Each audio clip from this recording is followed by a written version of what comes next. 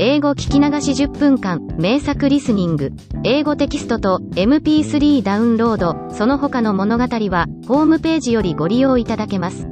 88thpp.com 88thpp.com Fourth story.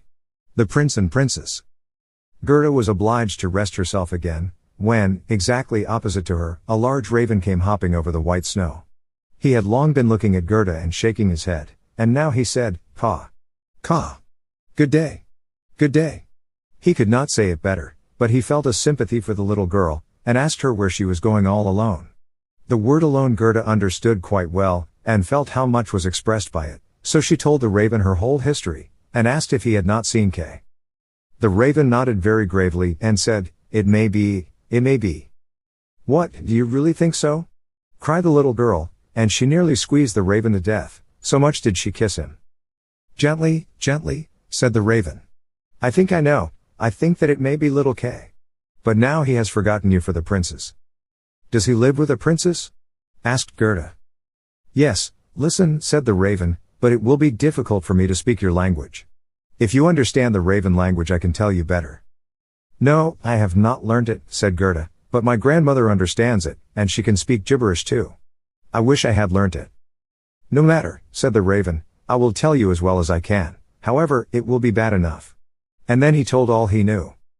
"In the kingdom where we now are there lives a princess, who is extraordinarily clever, for she has read all the newspapers in the whole world, and has forgotten them again, so clever is she. She was lately, it is said, sitting on her throne, which is not very amusing after all, when she began humming an old tune, and it was just, 'Oh, why should I not be married?'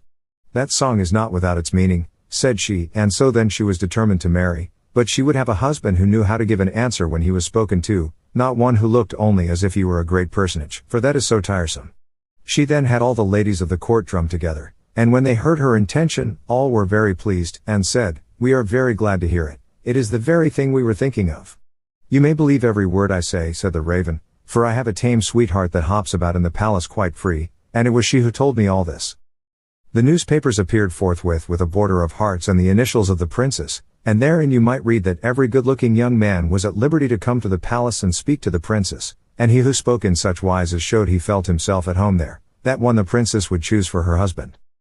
"Yes, yes," said the raven, "you may believe it, it is as true as I am sitting here." People came in crowds, there was a crush and a hurry, but no one was successful either on the first or second day. They could all talk well enough when they were out in the street, but as soon as they came inside the palace gates, and saw the guard richly dressed in silver, and the lackeys in gold on the staircase, and the large illuminated saloons, then they were abashed, and when they stood before the throne on which the princess was sitting, all they could do was to repeat the last word they had uttered, and to hear it again did not interest her very much. It was just as if the people within were under a charm, and had fallen into a trance till they came out again into the street, for then, oh, then, they could chatter enough. There was a whole row of them standing from the town gates to the palace. "I was there myself to look," said the raven. "They grew hungry and thirsty, but from the palace they got nothing whatever, not even a glass of water. Some of the cleverest, it is true, had taken bread and butter with them, but none shared it with his neighbor, for each thought, 'Let him look hungry, and then the princess won't have him.'" "But Kay, little Kay," said Gerda, "when did he come? Was he among the number?" "Patience, patience, we are just come to him. It was on the third day when a little personage without horse or equipage, came marching right boldly up to the palace. His eyes shone like yours, he had beautiful long hair, but his clothes were very shabby." "That was Kay," cried Gerda, with a voice of delight. "Oh, now I've found him." And she clapped her hands for joy. "He had a little knapsack at his back," said the raven. "No, that was certainly his sledge," said Gerda, "for when he went away he took his sledge with him." "That may be," said the raven, "I did not examine him so minutely, but I know from my tame sweetheart, that when he came into the courtyard of the palace, and saw the bodyguard in silver, the lackeys on the staircase, he was not the least abashed, he nodded, and said to them, 'It must be very tiresome to stand on the stairs, for my part, I shall go in.' The saloons were gleaming with lustres, privy councillors and excellencies were walking about barefooted, and wore gold keys, it was enough to make anyone feel uncomfortable. His boots creaked, too, so loudly, but still he was not at all afraid. "That's Kay for certain," said Gerda. "I know he had on new boots, I have heard them creaking in Grandmama's room. Yes, they creaked, said the raven. And on he went boldly up to the princess, who was sitting on a pearl as large as a spinning wheel. All the ladies of the court, with their attendants and attendants, and all the cavaliers, with their gentlemen and gentlemen's gentlemen, stood round, and the nearer they stood to the door, the prouder they looked. It was hardly possible to look at the gentleman's gentleman, so very haughtily did he stand in the doorway. It must have been terrible, said little Gerda. And did Kay get the princess? Were I not a raven, I should have taken the princess myself, although I am promised. It is said he spoke as well as I speak when I talk raven language. This I learned from my tame sweetheart. He was bold and nicely behaved. He had not come to woo the princess, but only to hear her wisdom. She pleased him and he pleased her. Yes, for certain that was Kay, said Gerda. He was so clever, he could reckon fractions in his head. Oh, you take me to the palace. That is very easily said, answered the raven. But how are we to manage it? I'll speak to my tame sweetheart about it. She must advise us, for so much I must tell you, such a little girl as you are will never get permission to enter. Oh, yes I shall, said Gerda. When Kay hears that I am here, he will come out directly to fetch me. Wait for me here on these steps, said the raven. He moved his head backwards and forwards and flew away. The evening was closing in when the raven returned. Caw, said he. She sends you her compliments, and here is a roll for you. She took it out of the kitchen, where there is bread enough. You are hungry, no doubt. It is not possible for you to enter the palace, for you are barefooted. The guards in silver and the lackeys in gold would not allow it, but do not cry, you shall come in still. My sweetheart knows a little back stair that leads to the bedchamber, and she knows where she can get the key of it. And they went into the garden in the large avenue, where one leaf was falling after the other, and when the lights in the palace had all gradually disappeared, the raven led little Gerda to the back door, which stood half open. Oh, Gerda's heart beat with anxiety and longing. It was just as if she had been about to do something wrong, and yet she only wanted to know if little Kay was there. Yes, he must be there. She called to mind his intelligent eyes, and his long hair, so vividly, she could quite see him as he used to laugh when they were sitting under the roses at home. He will, no doubt, be glad to see you, to hear what a long way you have come for his sake, to know how unhappy all at home were when he did not come back. Oh, what a fright and a joy it was. They were now on the stairs.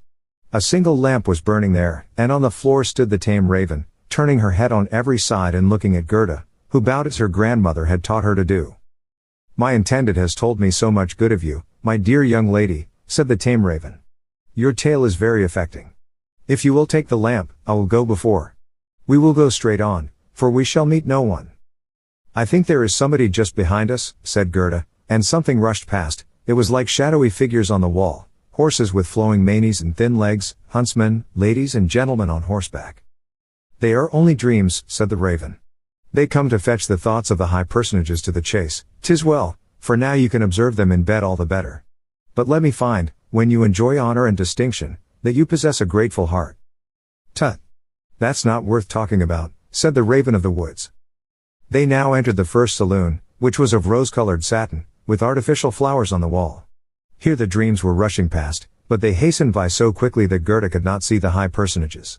One hall was more magnificent than the other, one might indeed well be abashed, and at last they came into the bedchamber. The ceiling of the room resembled a large palm tree with leaves of glass, of costly glass, and in the middle, from a thick golden stem, hung two beds, each of which resembled a lily.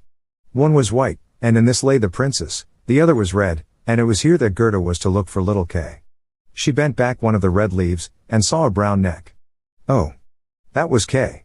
She called him quite loud by name, held the lamp towards him, the dreams rushed back again into the chamber, he awoke, turned his head, and it was not little Kay.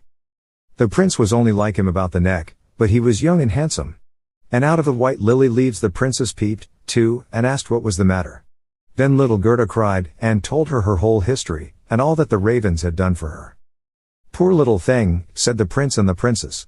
They praised the ravens very much, and told them they were not at all angry with them, but they were not to do so again. However, they should have a reward.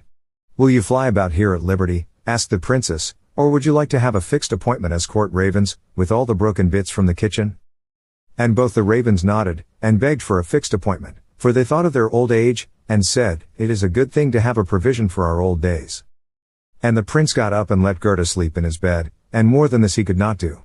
She folded her little hands and thought, how good men and animals are. And she then fell asleep and slept soundly. All the dreams flew in again, and they now looked like the angels. They drew a little sledge, in which little Case sat and nodded his head. But the whole was only a dream, and therefore it all vanished as soon as she awoke. The next day she was dressed from head to foot in silk and velvet. They offered to let her stay at the palace, and lead a happy life, but she begged to have a little carriage with a horse in front, and for a small pair of shoes. Then, she said, she would again go forth in the wide world and look for Kay. Shoes and a muff were given her. She was, too, dressed very nicely, and when she was about to set off, a new carriage stopped before the door. It was of pure gold, and the arms of the prince and princess shone like a star upon it. The coachman, the footman, and the outriders, for outriders were there, too, all wore golden crowns. The prince and the princess assisted her into the carriage themselves, and wished her all success. The Raven of the Woods, who was now married, accompanied her for the first 3 miles. He sat beside Gerda, for he could not bear riding backwards. The other raven stood in the doorway, and flapped her wings. She could not accompany Gerda, because she suffered from headaches since she had had a fixed appointment and ate so much.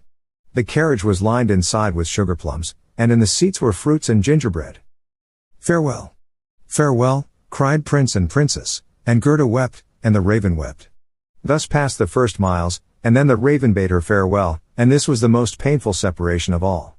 He flew into a tree, and beat his black wings as long as he could see the carriage, that shone from afar like a sunbeam. Fifth story. The Little Robber Maiden. They drove through the dark wood, but the carriage shone like a torch, and it dazzled the eyes of the robbers, so that they could not bear to look at it. "'Tis gold! 'Tis gold!" they cried, and they rushed forward, seized the horses, knocked down the little postilion, the coachman, and the servants, and pulled little Gerda out of the carriage. "How plump, how beautiful she is!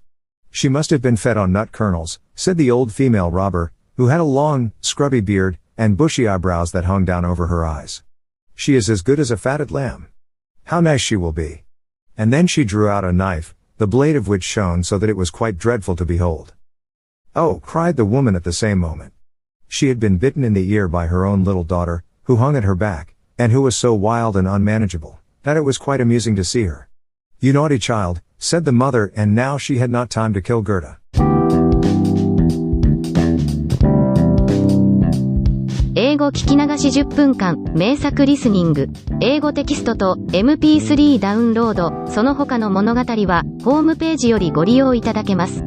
88thpp.com 88thpp.com